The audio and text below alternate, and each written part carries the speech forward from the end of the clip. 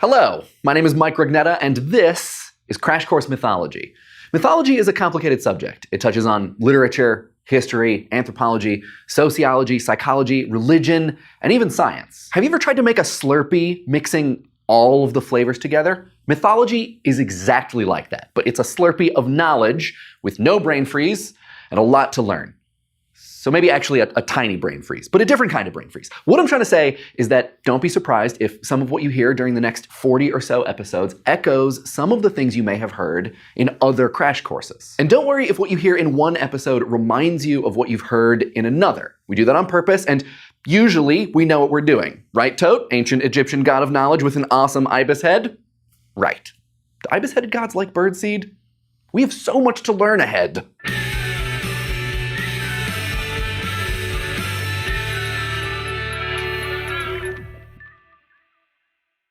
There are a couple of reasons mythology is a more difficult subject than some of the others we've tackled. One is that many myths are very, very old and often exist in many versions. So just keep that in mind when we discuss a particular myth during the series. If you've heard the myth in a different form, it doesn't mean that we've gotten it wrong, though that is always possible. Just ask Ate, the Greek goddess of folly. It just may be that we're working from a different version of the myth. We'll try to put references to the versions that we're using in the show notes. Sometimes we'll even be presenting composites of a number of different tellings of these myths. Another difficulty with mythology is that it's open to so many interpretations. Are myths records of historical fact, deliberate fictions, ways of understanding otherwise incomprehensible events, misunderstandings? We are not in a position to say. It's the kind of thing that scholars spend their entire lives arguing about. Along with the myths, we're going to present possible interpretations. But let's be clear, these are interpretations, not facts in the sense that their meanings can be confirmed by a weight of evidence. Mythology has been argued about and theorized for over 100 years, and many myths can be read and understood in a number of ways. When presenting interpretations, we're going to let you know that we're doing that, so that you don't think that we're presenting an interpretation as a fact, because that will get us into arguments, and we would love to avoid those. This is also probably a good time to point out that in many instances, the line between myth and religion is blurry. And as we're going to explain in a minute, we're working with a definition of myth that focuses on story rather than truth. When one views myths primarily as stories or as literary artifacts, it allows you to enjoy them and think about them apart from their value as structures of religious belief. So when we recount stories from the Bible as myths, we're not definitively saying that they're either true or untrue, just that they're stories that people have used in a variety of ways over time. A third problem in discussing myth is that most myths don't have nameable authors, or even when they do, like Homer or Virgil, it turns out these guys were really just recasting older stories into new language.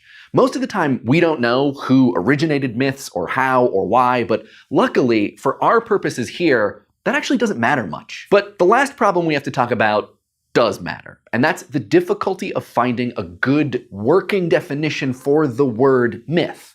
This is tricky, especially given the way we use the word in contemporary English. Much of the time, when we say something is a myth, what we mean is that it's not true. For example, the idea that you swallow 8 spiders a year while you're sleeping. That's not true. It's a myth. Not sure if this applies to Australians, though. I would wager that you guys swallow at least 8 spiders a year. Everything I know about Australia, I learned from the internet. Because we use the term myth to mean something that isn't true, we can come away with the definition of myth as a story that is false and not to be taken seriously. But myths have been taken seriously. By scholars, sure, but more importantly by generations and generations of people who've heard these stories and found in them something worth telling again. Which is not to say people don't question their myths. Philosophers were writing about the absurdity of Greek myths as far back as the 6th century BCE, probably even earlier. So if a myth isn't just a story that someone made up, or a word that we use to label something as false, then what is it? Myth comes from the Greek word mythos, which means word, or more significantly, story. That doesn't mean every myth, or even the most important ones, are Greek, but those will probably be the ones most familiar to our viewers in America and Europe. At least until the new Rick Riordan series gets going. And honestly, if goddesses of love Aphrodite and Freya ever got into an arm wrestling competition, Aphrodite would totally dominate because Freya cries golden tears and Aphrodite kills people. Boom. Sorry, I got sidetracked by Greek myths.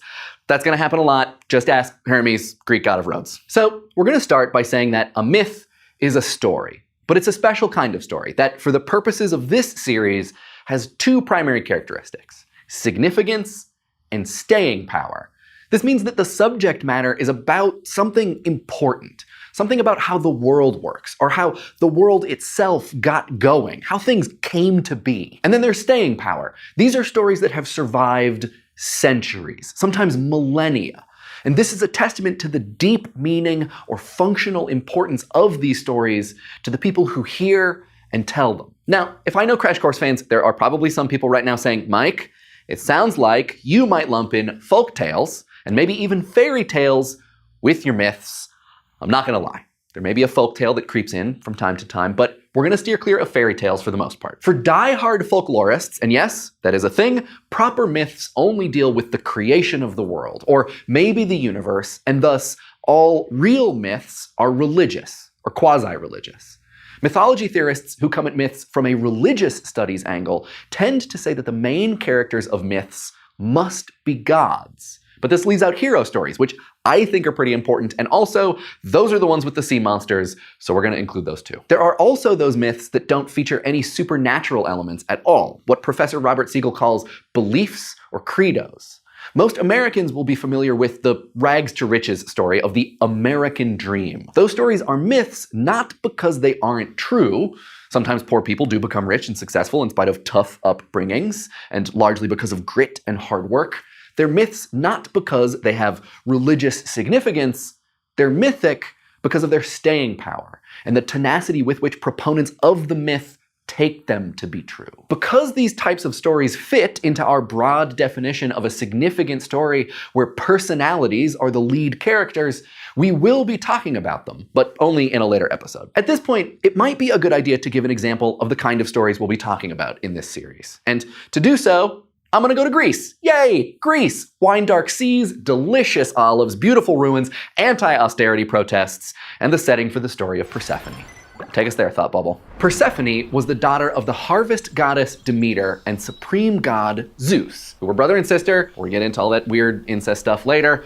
And her original name was Kore, which can be translated as girl. One day Kore was out picking flowers when she caught the eye of Zeus's brother Hades, who rode up from the underworld, also confusingly called Hades, and kidnapped her to make her his wife. And also probably raped her, but again, we're gonna save the deeply uncomfortable sexual content for another episode, except for this brief mention right here. Sorry. Kore was understandably upset. Demeter was full on enraged and threatened to make all mankind starve, so finally Zeus had to go and ask his brother to give Kore back. In some versions of this myth, this was a problem for Zeus, because he had promised Kore to his brother as a wife, without telling Demeter first. Hades was not a dumb guy, and before he let Kore go, he offered her a snack. Kore had been warned to never eat anything in the underworld, but she must have been extremely hungry by then. And really, I mean, how much harm could 6 honey-sweet pomegranate seeds really do? Well, turns out, a lot. In some versions, she eats them on purpose, because she actually liked her husband. In others, she's tricked into it.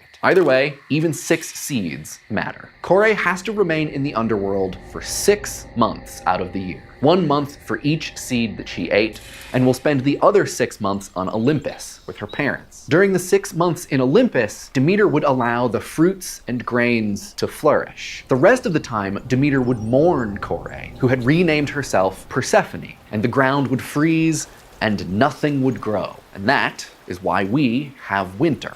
Thanks, Thought Bubble. So this is a story that is significant because of its explanatory power. The fancy term for this is an etiological narrative, or origin story. The Persephone myth explains the seasons, relating the cycle of planting and harvest to the actions of the immortals. For some mythologists, like E.B. Tyler, this story is an example of myth as primitive science. Tyler and many other theorists drew a distinction between primitive people, who used myths to explain the world in which they lived, and modern people, who use science for that purpose. For Tyler, myth and science can't really be reconciled. Science has taken the place of myth, so we don't need myths anymore.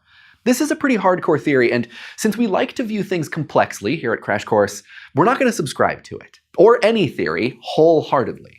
But we are going to introduce some of these theories to you so that you can make up your own mind. Right now, we're not going to get too deep into the theory of myths, mythography, if you want to thrill your friends and impress people at parties, because I want to tell you where the series is planning to go, but also because there are a lot of theories to mythology, and I don't want to include too many of them in this introduction. As longtime viewers know, it's easy to get lost in the weeds once we start talking about theory, which is part of the reason we love theory so much.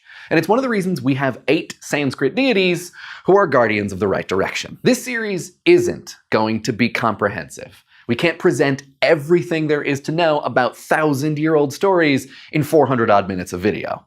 But we are going to try to introduce you to some myths you might not know from places that you might be less familiar with. This approach is going to be comparative and thematic rather than geographic. Here's what we're planning. The first theme we'll be covering is the most difficult: creation myths. Most cultures have some story of how the world and the people in it came to be. And we're going to spend a few weeks working through them.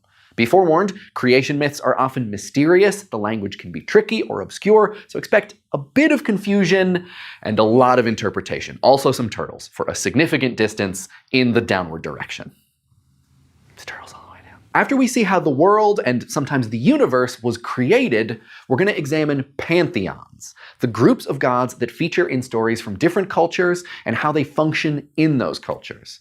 And then we're going to take a look at how the universe was destroyed, looking at flood myths and the apocalypse. Now, obviously this puts us in the realm of religion, and the potential for challenging people's belief systems is high.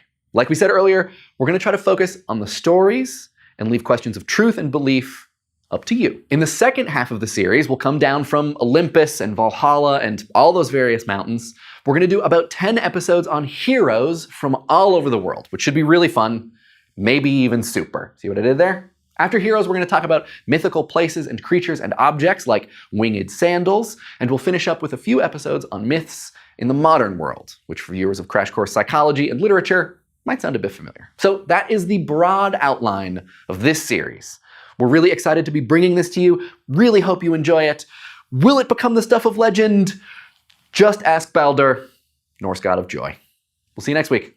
Crash Course Mythology is filmed in the Chad and Stacy Emigoltz studio in Indianapolis, Indiana, and is produced with the help of all these nice people. Our animation team is Thought Cafe. Crash Course exists thanks to the generous support of our patrons at Patreon. Patreon is a voluntary subscription service where you can support the content you love through a monthly donation and help keep Crash Course free for everyone, forever. Thanks for watching, and if you're ever in the underworld, don't eat anything.